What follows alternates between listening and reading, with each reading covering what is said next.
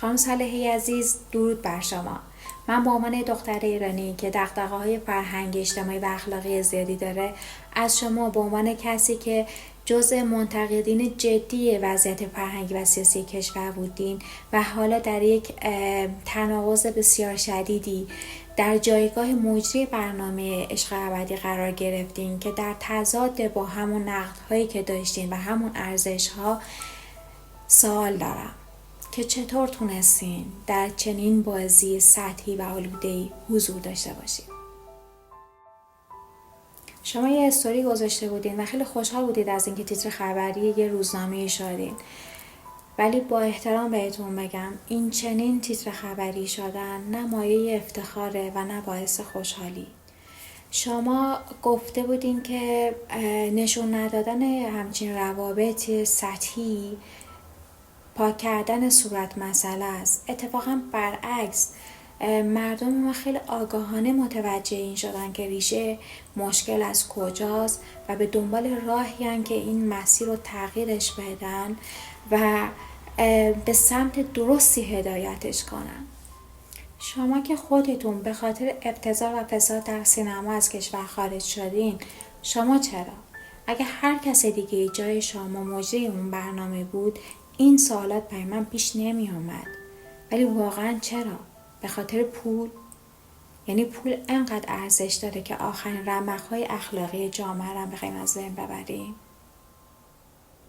تو کشوری که به قول خودتون در حال حاضر پر شده از نمونه‌های غلط، شما چرا تلاش نکردید که برنامه‌ای بسازید که پر از الگوهای درست باشه، که جزو نمونه‌های الهام بخش و قابل احترام باشه؟ چرا برنامه نساختیم وقتی که یه نوجوان، یه جوان داره این برنامه رو میبینه ازش لذت ببره و اونو به فکر فرو ببره و پیش خودش بگه که منم دوست دارم یه همچین رابطه سالم، درست و واقعی و محترمانه رو تجربه کنم. الگو سازی یعنی همین دیگه. یعنی وقتی که فرهنگ داره مسیرش رو اشتباه میره، دستش رو بگیریم و اونو به سمت درست هدایتش کنیم، نه اینکه توی باطلاق ابتذال بیشتر فرو ببریمش. راستش من هنوزم متعجبم از حضور شما در اون برنامه. درسته که جامعه‌مون به قهقرا رفته، درسته که خیلی از مسائل فرهنگی ما آلوده ابتذال و فساد شدن، درسته که روابط انسانی، روابط اجتماعی، به خصوص روابط عاطفیمون روز به روز بی‌معناتر دارن میشن، اما راه نجاتش دامن زدن به این ابتذاله. راه درستش این نیستش که با ابتذال همراه بشی.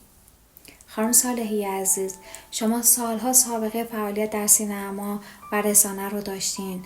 شما از قدرت رسانه و تاثیر اون بر اذهان عمومی بی اطلاع نیستین. شما باید با برنامه همراه می شدین که پر باشه از الگوهای درست، از افراد بالغ و باوقار، نه اینکه اون افراد بازیگرای اون برنامه افراد نامحترمی باشن، ولی قطعا مثل همه ما نیاز به آموزش دارن. برنامه‌ای که راه و رسم درست آشنایی، ارتباط سالم و پیدا کردن عشق رو بتونه آموزش بده. ما مردم خسته ایم از دروغ، از تظاهر، از بازی با باورامون، از خیانت به اعتمادمون. لطفاً و لطفاً بس کنید.